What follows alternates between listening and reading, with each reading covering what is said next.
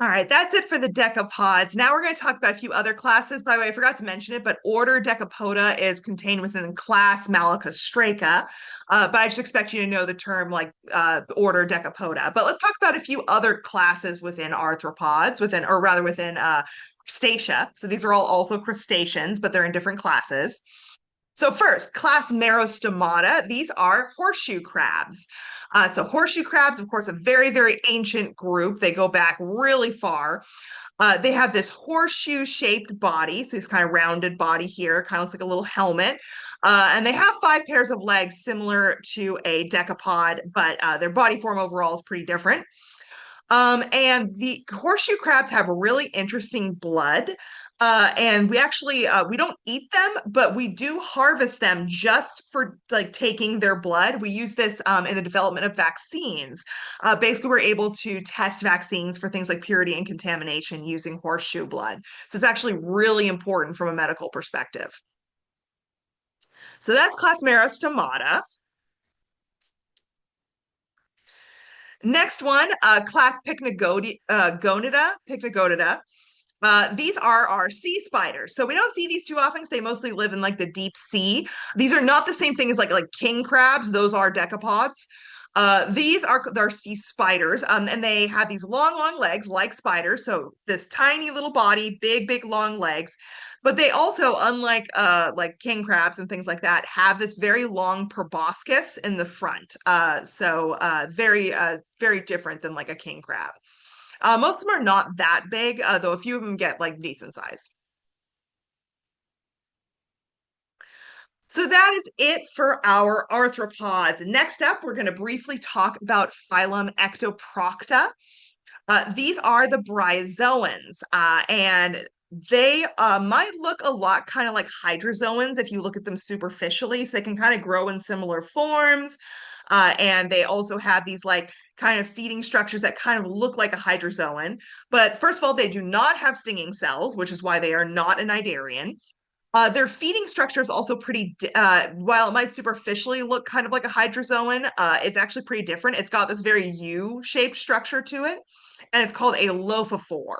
So this is their little kind of suspension feeding structure. Some of them grow in these kind of most of them are colonial, I should say. Some of them grow in this kind of more like tree or plant-like structure, but some of them instead are encrusting. And one of the dead giveaways to look for here, if you're looking at something encrusting like on kelp and you want to know if it's a bryozoan or not, is they often, basically each little zooid, each little individual colonial like organism is housed usually in a very square shaped, like almost little apartment. And then there's a whole bunch of those next to each other. So it'll look like a whole bunch of little rectangles when you look very closely at these like encrusting pieces.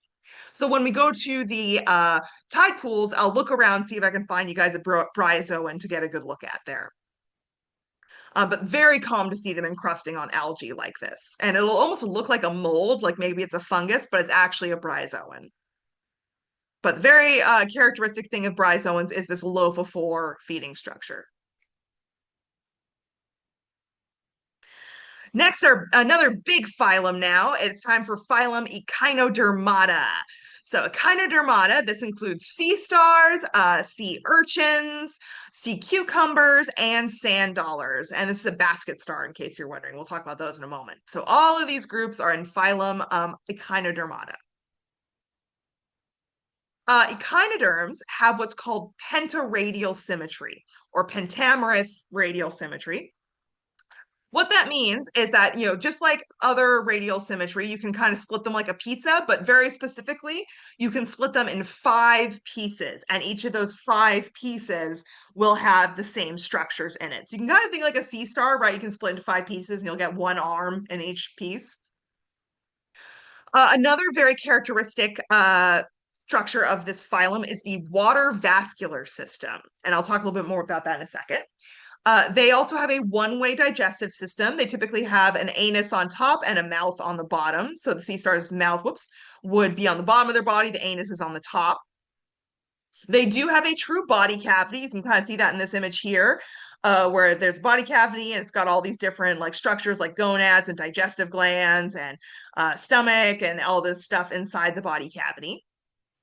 They also have a calcium carbonate endoskeleton. What that means is a skeleton that's on the inside. So an exoskeleton, exo in Latin means like outside, or whereas endo means inside. So an exoskeleton is on the outside for like our arthropods. And these guys have an endoskeleton that's on the inside of their body. Basically, these hard, kind of sometimes like kind of tiny plate-like structures. Or if you look at something like the test of a sea urchin, you can see this like calcium carbonate kind of a little sphere underneath their epithelial tissue. They also have an open circulatory system, so fluids are just kind of sloshing around in their bodies. They do not have a true brain. Instead, they have a nerve net to control their bodies.